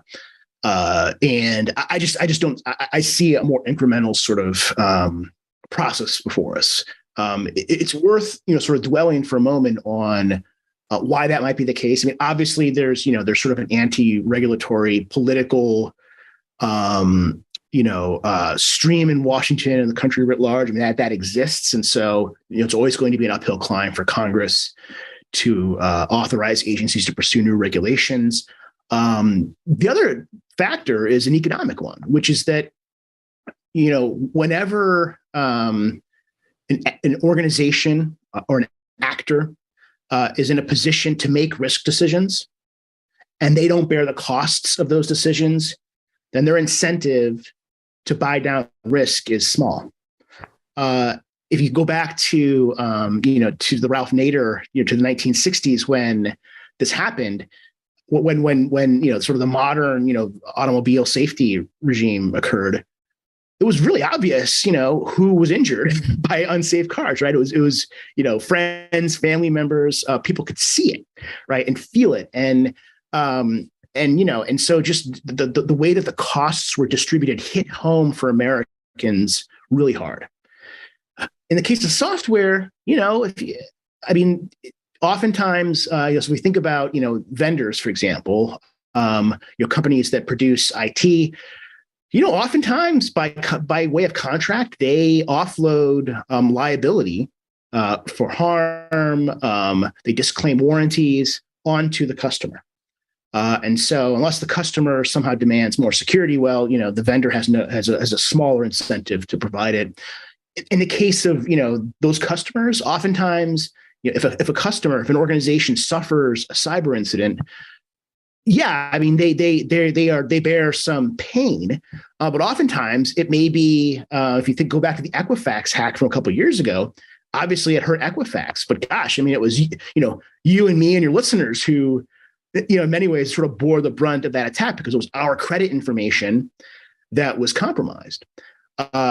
And we bore that cost, yet we had no agency over that risk decision. And again, whenever situations like that emerge, the incentives for action are, I think, are limited. And you see this time and time again, not just in software, but just across the economy. It's if I can make a risk decision and not bear the cost of that risk decision, like why would I spend more, pay more, expend more resources to buy down risk? Doesn't benefit me, and I don't bear the cost. So is the answer going to be more regulations, or is it more of a free market decision where, we just need the equivalent of Albert Finney to stand up and say, I'm mad as hell and I'm not going to take it anymore? I think it's a bit of all the above. I think, it's important to, I think, separate this lemons problem, which has to do with consumers not having good information about security attributes, from sort of an underlying demand question, right? So the example I use in my teaching when I present this is, imagine if there was if all of a sudden software vendors decided to develop a way to differentiate code developed by guys and gals in flip-flops and hoodies from those that don't. Is that all of a sudden going to result in an outpouring of demand for software coded by guys and gals? And so no, it's not. I mean, no one cares about that, right? So having more information doesn't necessarily lead to better quality unless that quality is demanded still. And so it starts with demand, right? I mean, customers of IT have to demand better security, and that's really, I think, what the administration is trying to do with a lot of these actions over the last 12, 18 months is push the federal enterprise towards demanding more security. And then measures like the SBOM then help customers, against the backdrop of higher, demanding more security, to actually decide, okay, which products are more secure than others, which products are going to be easier, for me, an IT administrator, me, a CISO, a CIO, to administer and throughout its life cycle. All right, folks, you heard it here. This game is moving beyond just whack-a-mole for vulnerabilities. It's becoming an economic conversation, and it's going to impact just about everybody. Hey, AJ, thanks for being on the show. Always. Thanks for having me. Good to see you. All right, back to you guys in the studio.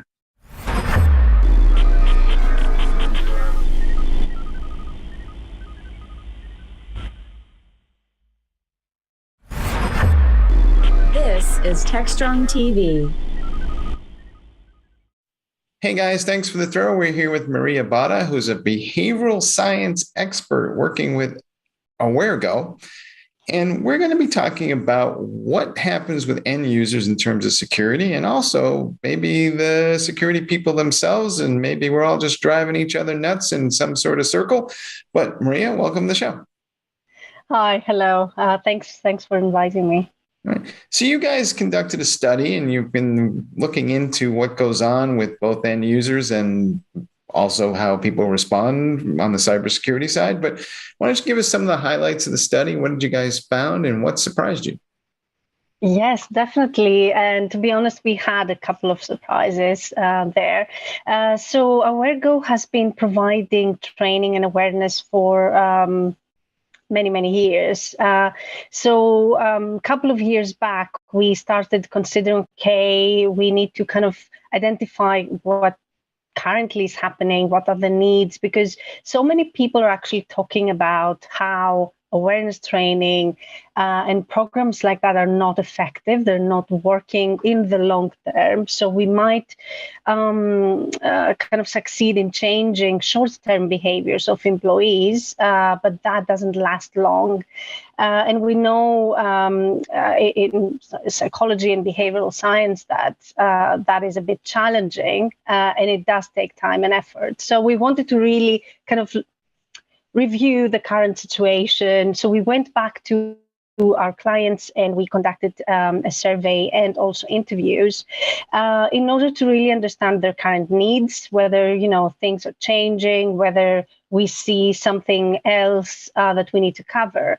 And basically, just to begin with that, most of our clients were mentioning the need for more personalization in training programs. So usually most companies will have a one-off training, but it won't necessarily cover the needs of specific departments within an organization or specific employees. And here I will bring in the discussion of, employees working for HR and employees working as information security officers, for example, or CEOs. So when I talk about personalization, I really mean all the levels and the needs, the different needs of different employees within organizations. So we ran this study. We actually collected, and we had 160 participants in our survey, and we ran 10 interviews as well, mainly with either information security experts, cybersecurity experts within companies, or CEOs, CISOs, educators. So we kind of have a breadth of participants there. And we kind of tried to identify their knowledge, but also aspects such as, do they run an awareness raising program in their company? Or if they do, how often do they run that program? If they don't, why not? And I guess it was not a surprise to see that the majority of these organizations were running actually an awareness program, and that was coming out as a strategic decision, either from the kind of board level of the CISO level. So they were really considering awareness as an important aspect within their organization.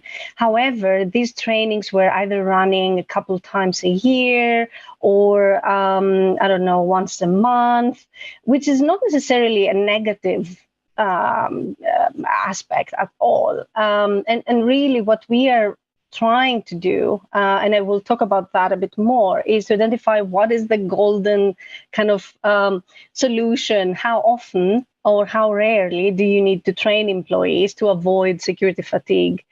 But apart from that, we were also interested in, for example, why are they running these programs? What is the kind of goal of having and conducting an awareness program for employees? And the main aspect there was, again, as a strategic decision, and of course, out of the need for compliance to either GDPR or other standards and best practices. And mainly what our participants mentioned as really the focus of these trainings were, of course, phishing simulations they were running, but also around password handling, sensitive data. And overall, I think the majority were talking about compliance overall, as I mentioned. It was not a surprise as well that the majority of participants, as I mentioned, coming from different levels, different expertise, were very confident around understanding what sensitive data is. For example, that they would never use an unsecured Wi-Fi, or that they could recognize a phishing email. So that confidence can sometimes be problematic. And here comes the first kind of surprise, because out of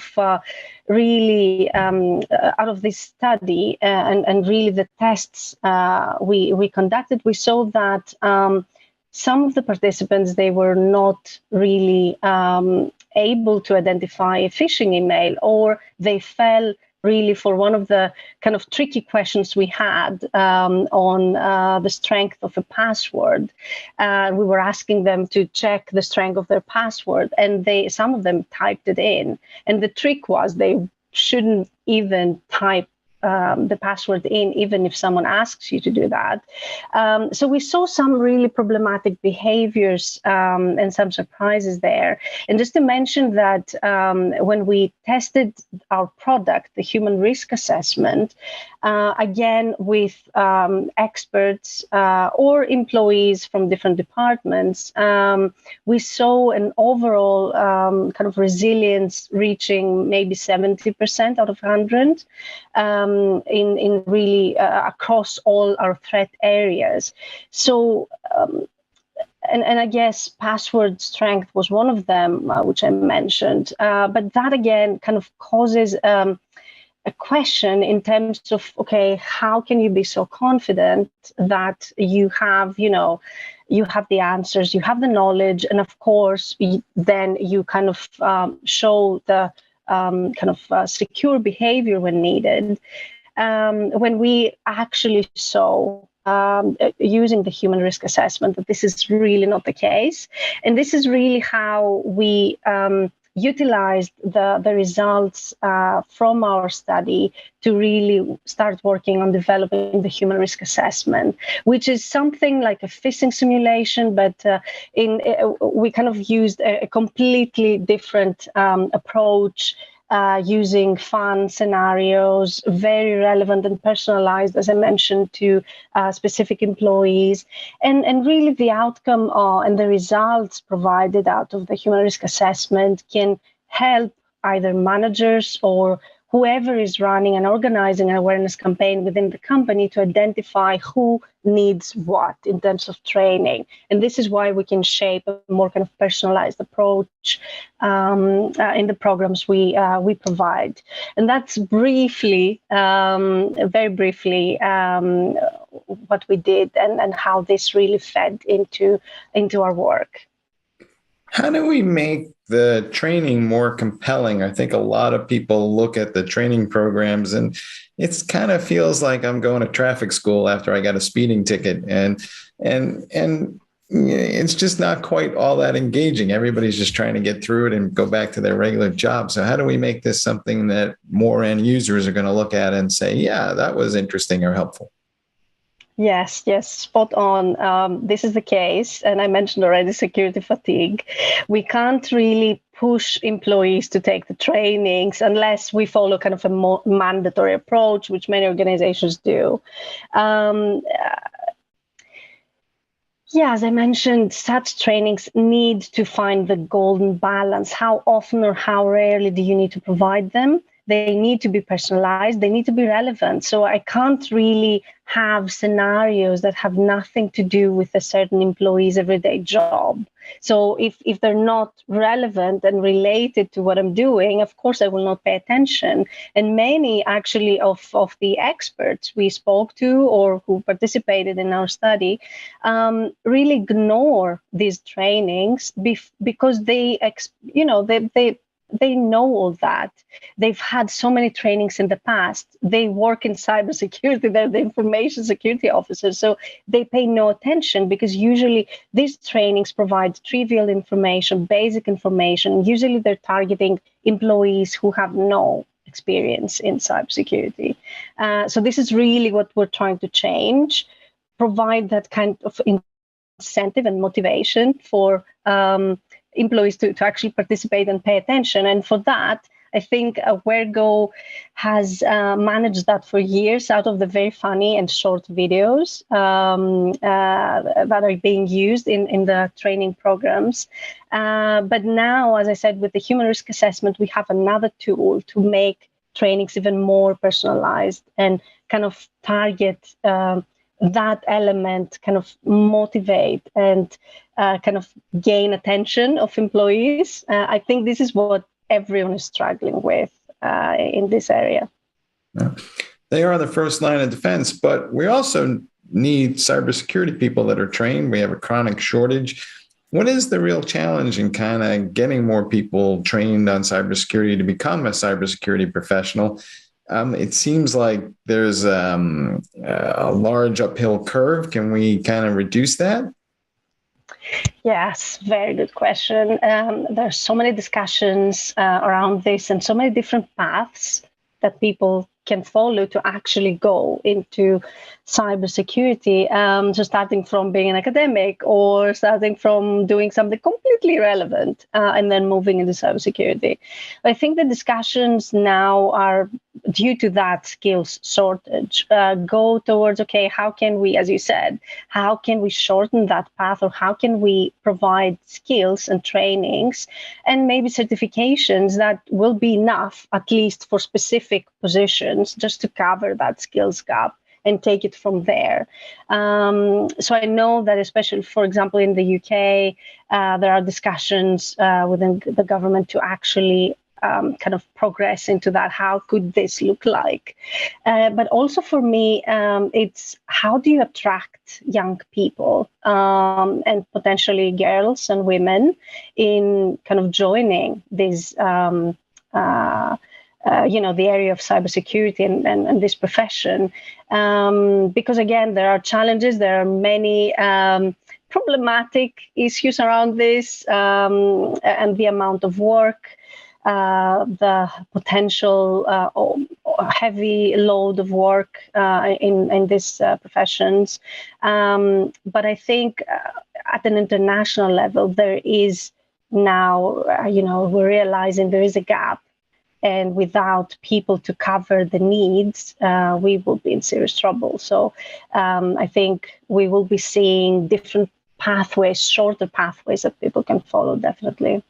Yeah. So I don't necessarily need to have a 4-year degree to get into the cybersecurity business per se, but we need to find some way to streamline this training for folks that's easily consumed. Is that what we're aiming for?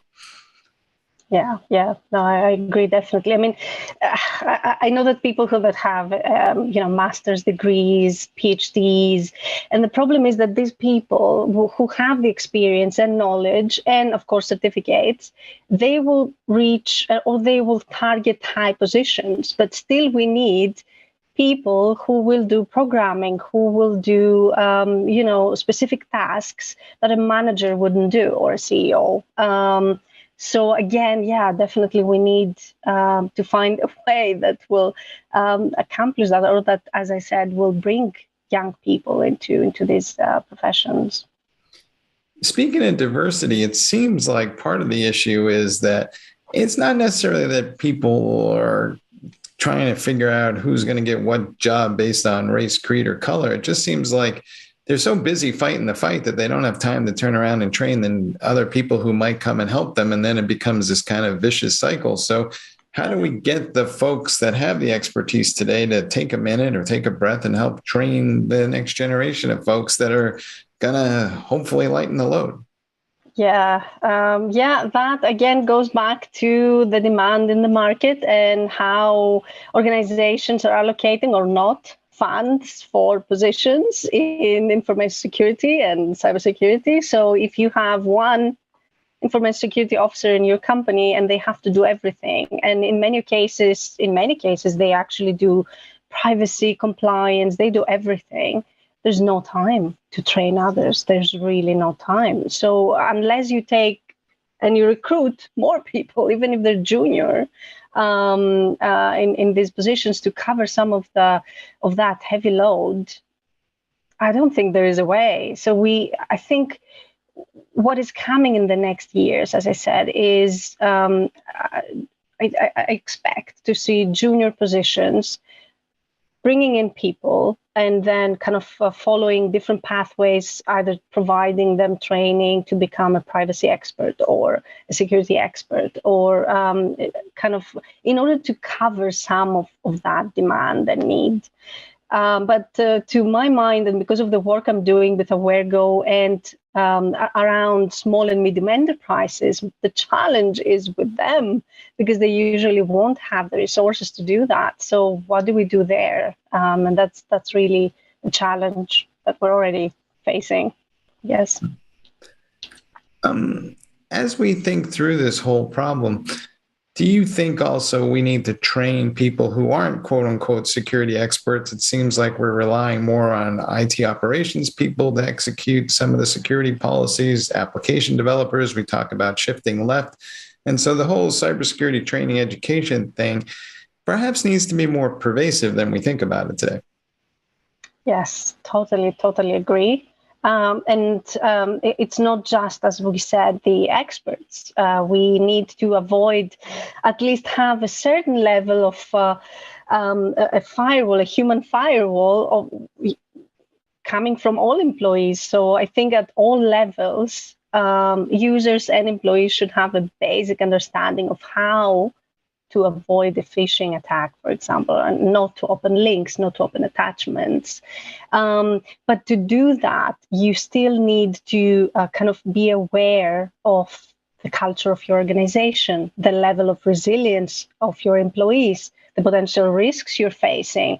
And to be honest, many companies don't really have that knowledge and understanding of their own organizational culture. So I think that's one of the reasons why we worked towards developing the human risk assessment, which you can use as a standalone tool to run that kind of risk threat assessment and understanding the resilience levels of your employees and then kind of target that.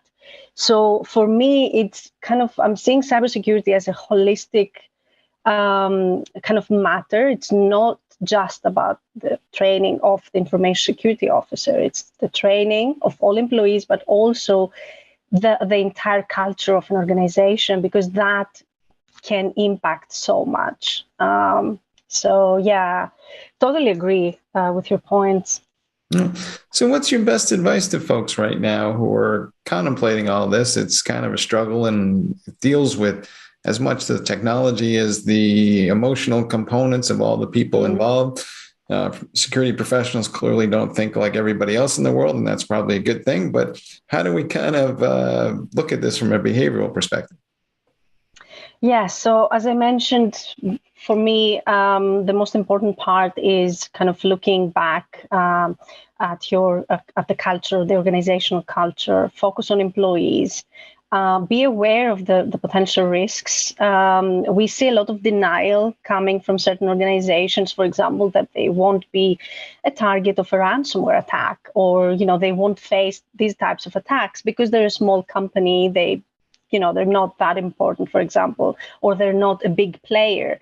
But we see that, for example, ransomware attacks are hitting SMEs as well, or individual users. So we kind of need to pay a bit more attention and take it a step at a time. Like, there's no need to panic. So there is advice out there. I know that the advice provided is most of the times not coordinated and not really presented in one location where people know where to look for that information. So you have to kind of dig out all that. But with a bit of effort, you can at least take basic measures to protect an organization, or even if you are an individual user, your kind of online presence. I think for me, it's all about understanding that you could be a victim and really take small steps in order to protect your online presence, your accounts, or even your entire organization. And avoid extreme situations, because we have many cases now of, you must have heard of zero trust, the approach that many organizations are taking. And if employees actually fail some of the phishing simulations once or twice, I think they are out, they will be fired. So I think for me, that is a very extreme situation. You're pushing employees away with a tactic like that.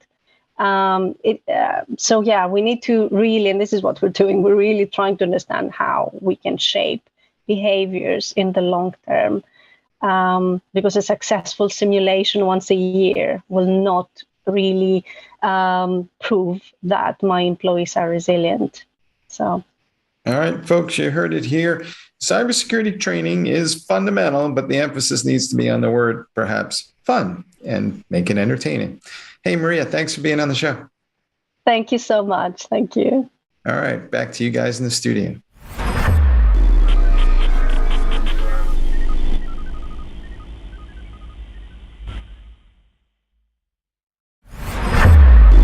This is Techstrong TV. Hey guys, welcome back to the Open Source Summit. We're here in Dublin, Ireland. It's beautiful and it's gorgeous. And we have Nicole Popla who's with us, and she's in charge of safety for the Zephyr project. Zephyr is in charge of the real-time operating systems for embedded systems and edge computing platforms. And she's going to figure out ways to work with people to use that in use cases that require a high amount of safety. Nicole, welcome to the show. Yeah, hi. Nice to be here. Nice to meet you. So why does this need a special program? What's difficult about it? What's the challenges, and what are you trying to accomplish? Oh yeah, there's a lot of challenges, and what let's say the base that we're trying to accomplish with, let's say, the safety section of the Zephyr project is to have this, neat little embedded operating system in safety-related applications, so that there's an operating system available in open source that is reliable enough and that you can trust, and that has everything you need for the safety compliance approval of a complete system. So really, from base to application. So these systems are really hardened in that they need to be, absolutely reliable.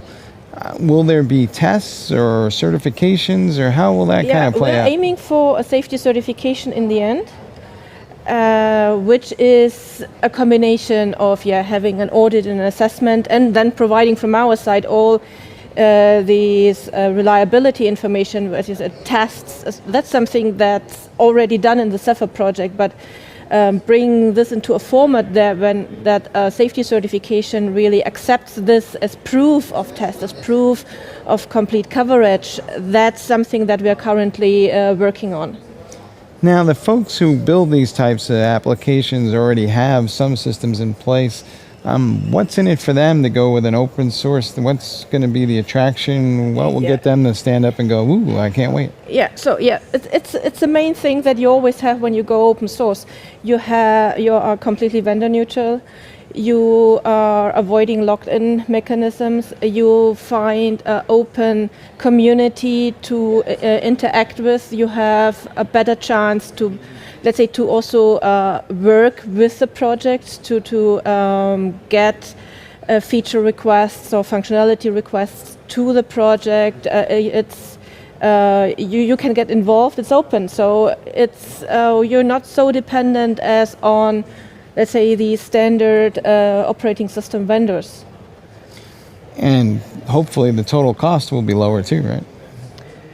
I think so, but it's the total cost in the sense of how much do I pay for a license? You won't pay for a license, but you still have the efforts of integrating and of testing in your context. So I'm sure in the end, I think the business people would need to answer that, because that's more to the total cost of an operating system in your project than simply the cost for a license. In the end, I think for full or higher volume products, it for sure will be lower cost.